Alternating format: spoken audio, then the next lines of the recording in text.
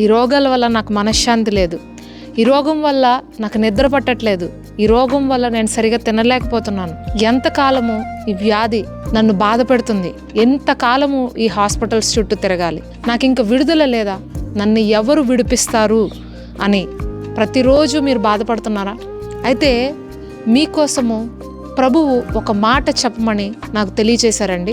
మన అతిక్రమ క్రియలను బట్టి అతడు గాయపరచబడెను, మన దోషములను బట్టి నలగొట్టబడెను, మన సమాధానార్థమైన శిక్ష అతని మీద పడెను, అతడు పొందిన దెబ్బల చేత మనకు స్వస్థత కలుగుచున్నది.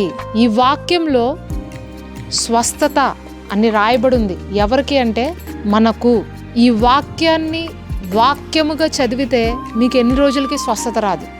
ఈ వాక్యాన్ని నా కోసమే అన్నట్టుగా మీరు చదవండి, విశ్వాసంతో ధ్యానించండి, తప్పకుండా మీ రోగముల నుంచి మీరు స్వస్థత పొందుకుంటారు. మీ రోగము కాదండి పద్ధతి, మీలో ఉన్నటువంటి దేవుడు ప్రభువైన యేసుక్రీస్తు వారు దానికన్నా కూడా గొప్పవారు. రోగాన్ని చూసి భయపడద్దు, దానిని స్వస్థపరచగలిగిన, దాని నుండి విడిపించగలిగిన దేవుని ఎదుట భయభక్తులు కలిగి ఉండండి.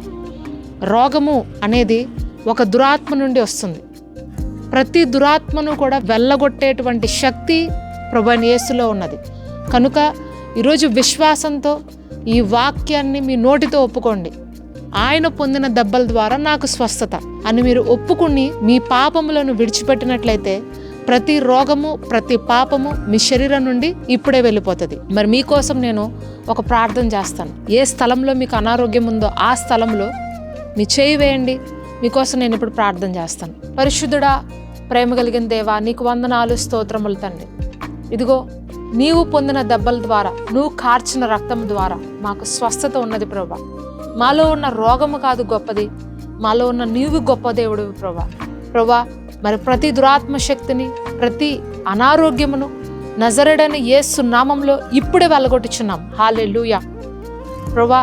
క్యాన్సర్స్ని, మరణకరమైనటువంటి ప్రతి రోగమును, అల్సర్స్ను, ఆర్థరైటిస్ను, షుగర్, బీపీ, థైరాయిడ్ను, మరి కండరముల సమస్యలను, ప్రతి ప్రాణాంతకమైనటువంటి సమస్యను యేసు నామంలో ఇప్పుడే వెళ్ళగొట్టుచున్నాం. మరి ఎన్నటికీ కూడా వీరి శరీరంలో ఉండడానికి నేను అధికారము ఇవ్వను. నజరేయుడైన యేసు నామంలో ప్రతి రోగమును బయటికి పొమ్మని ఆజ్ఞాపిస్తున్నాను. ఇప్పుడే స్వస్థత కలుగును గాక. నీకే సమస్త మహిమ, ఘనత, ప్రభావాలు చెల్లిస్తూ ప్రార్థన నజరేయుడైన యేసుక్రీస్తు వారి అతి శ్రేష్టమైన నామంలో అడిగి వేడుకుంటున్నాను నా ప్రియ పరలోకపు తండ్రి. ఆమేన్.